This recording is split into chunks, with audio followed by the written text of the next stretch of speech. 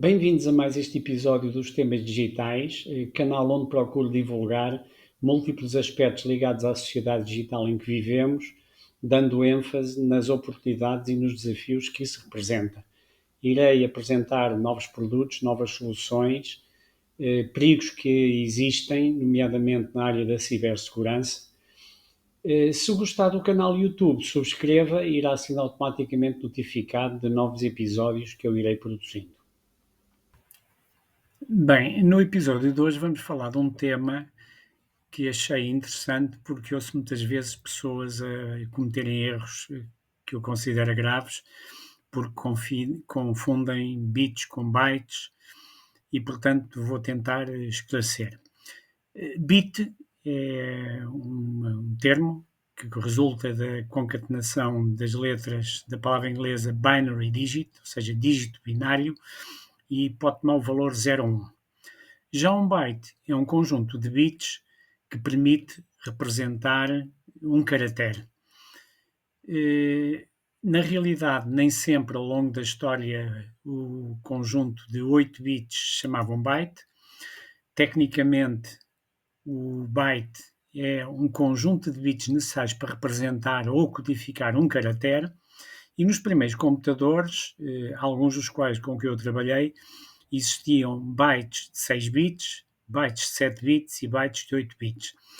No entanto, ao longo da história, esta situação foi-se alterando e os 8 bits vieram ser a norma de facto para representar caracteres e são usados hoje em dia de uma maneira maciça.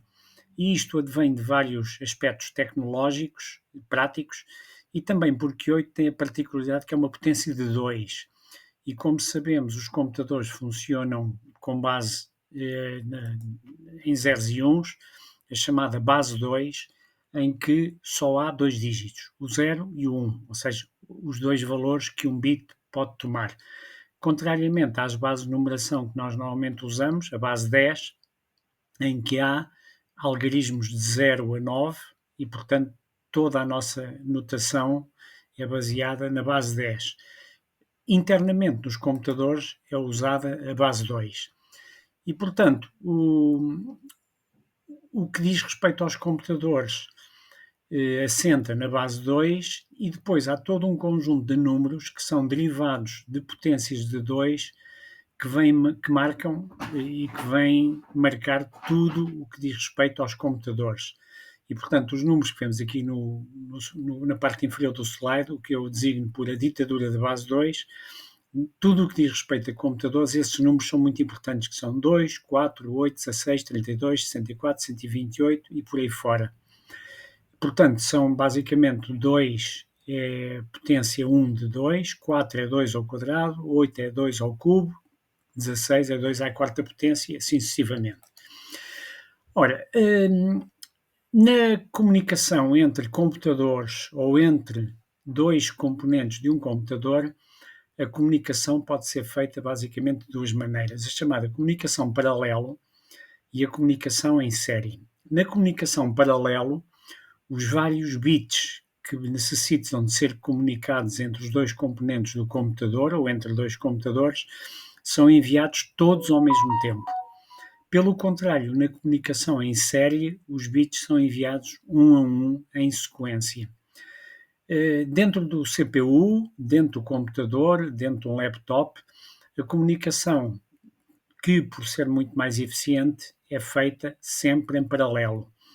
E nós estamos habituados a ouvir falar desde há anos de CPUs de 32 bits, CPUs de 64 bits, mas na realidade, por exemplo, no caso dos microprocessadores, os microprocessadores mais antigos que apareceram na década de 70 do século XX, eram microprocessadores de 8 bits, depois evoluíram para 16, depois para 32 e assim sucessivamente.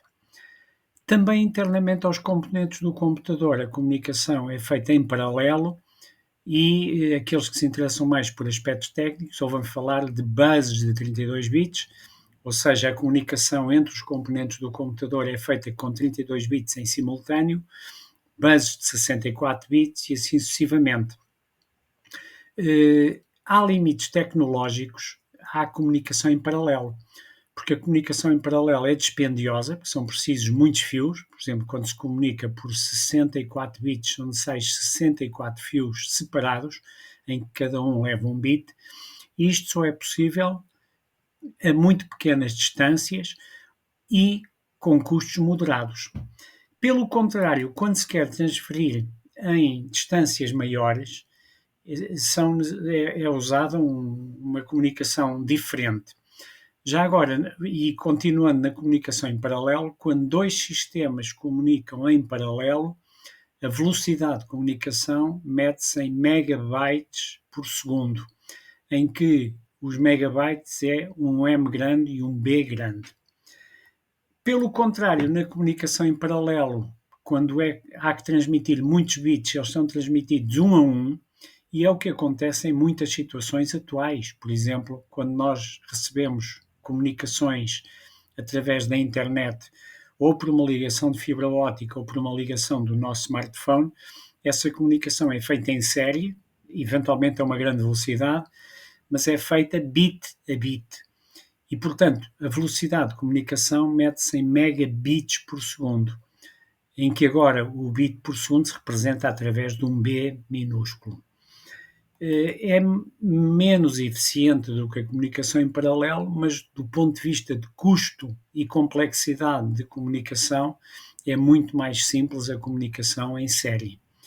Resumindo, a transmissão em curtas distâncias ou em situações de armazenamento é concretizada em grupos de bits, normalmente 8 ou múltiplos de 8, e, portanto, mede-se em megabytes por segundo, quando é uma velocidade, ou em termos de capacidade, em megabytes. Quando a transmissão é feita em longas distâncias, o que é motivado por razões económicas ou tecnológicas, a comunicação é feita em série e a velocidade de transmissão mede-se em bits por segundo ou nos seus múltiplos, megabits, gigabits, etc.